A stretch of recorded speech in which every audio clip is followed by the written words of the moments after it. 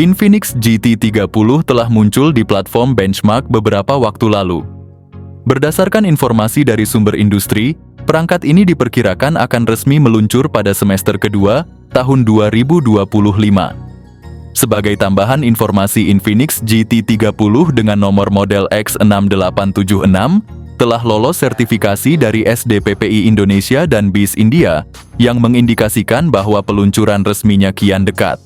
Menilik harga promosi Infinix GT30 Pro yang hanya dibanderol 3,8 juta rupiah, besar kemungkinan model reguler dari seri GT ini akan hadir dengan harga yang lebih terjangkau.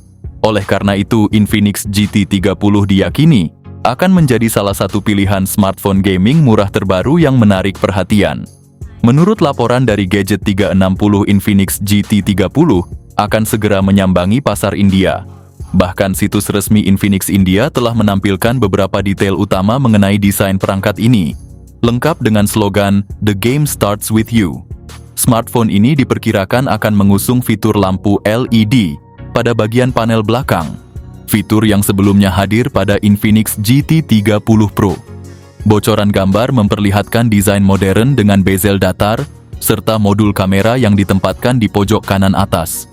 Lebih lanjut, tipster Sudhanshu Ambhore mengunggah gambar yang diduga menampilkan Infinix GT30 dalam varian warna hijau.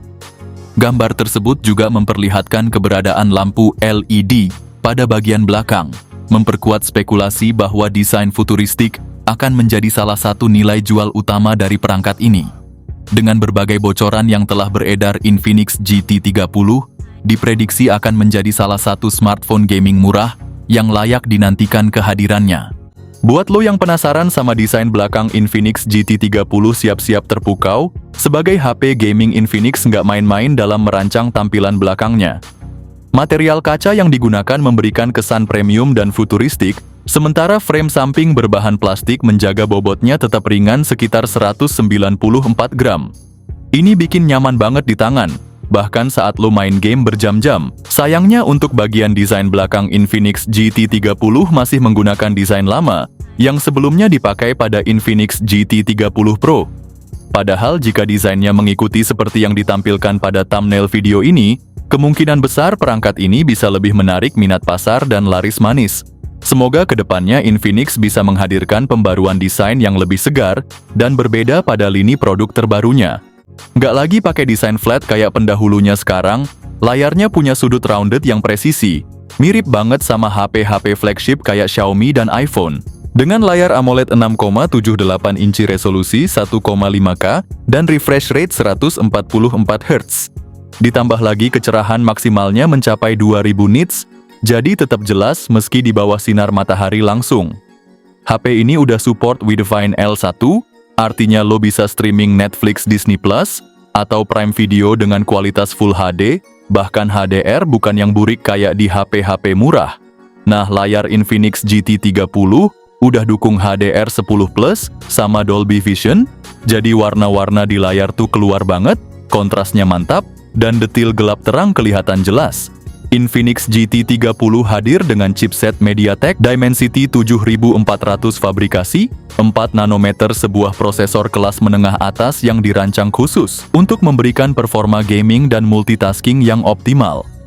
Dalam pengujian benchmark, Infinix GT30 mencatat skor AnTuTu sekitar 770.000 poin, menempatkannya di antara smartphone dengan performa terbaik di kelasnya. Dukungan untuk RAM LPDDR5X dan penyimpanan UFS 4.0 juga memastikan kecepatan transfer data yang tinggi dan multitasking yang mulus. Varian memorinya ada dua, yakni 8GB RAM per 256GB internal dan 12GB RAM per 512GB internal. Infinix GT30 dijanjikan akan menerima 2 pembaruan sistem operasi Android dan 3 tahun pembaruan keamanan. Artinya, jika perangkat ini dirilis dengan Android 15, maka akan mendapatkan pembaruan hingga Android 17 dengan pembaruan keamanan hingga tahun 2028. Dari segi kamera, terdapat sedikit pemangkasan pada resolusinya. Infinix GT30 dibekali kamera utama sebesar 64 megapiksel, kamera ultrawide 8 megapiksel, dan kamera depan atau selfie 13 megapiksel. Untuk kemampuan perekaman video perangkat ini sudah mendukung resolusi hingga 4K pada 30 fps.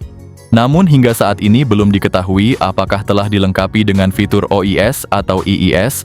Meski begitu, hasil foto dan videonya sudah tergolong cukup memadai untuk kebutuhan harian maupun media sosial.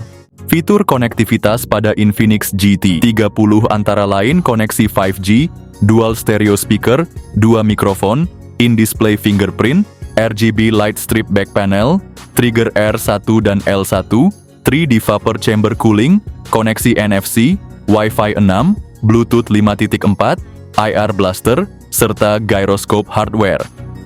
Sayangnya Infinix tidak menyediakan port audio 3,5 mm, berarti kalian perlu menggunakan adaptor atau perangkat audio nirkabel, seperti earphone Bluetooth untuk mendengarkan audio.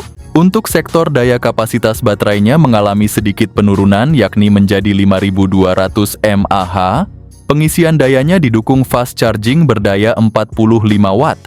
Sayangnya belum tersedia fitur wireless charging pada perangkat ini. Namun demikian, Infinix masih menyematkan fitur bypass charging yang berguna untuk menjaga suhu perangkat saat digunakan sambil diisi daya khususnya saat bermain game. Bocoran harga untuk varian 8GB per 256GB dijual mulai dari sekitar 3 jutaan kecil aja, sementara 12 per 512GB dijual 4 juta kecil aja. Nah, itulah tadi pembahasan mengenai Infinix GT30 5G Basic.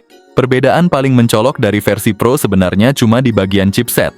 Varian Basic ini hanya dibekali Dimensity 7400, tapi performa yang ditawarkan masih sangat layak untuk kebutuhan harian hingga gaming ringan. Bahkan kalau dibandingkan Motorola saja menjual ponsel dengan chipset yang sama di harga 5 jutaan. Nah, itulah bocoran mengenai ponsel terbaru dari Infinix yang dijadwalkan rilis pada bulan Agustus ini. Seandainya saja desainnya mengusung gaya yang lebih futuristik, tentu akan lebih memikat perhatian. Sayangnya desain Infinix GT30 masih belum banyak berubah. Namun yang cukup menarik perbedaan antara Infinix GT30 dan GT30 Pro ternyata hanya terletak pada chipsetnya saja. Jika dibandingkan dengan seri Hot maupun Note, jelas seri GT ini layak untuk dipertimbangkan sebagai pilihan utama.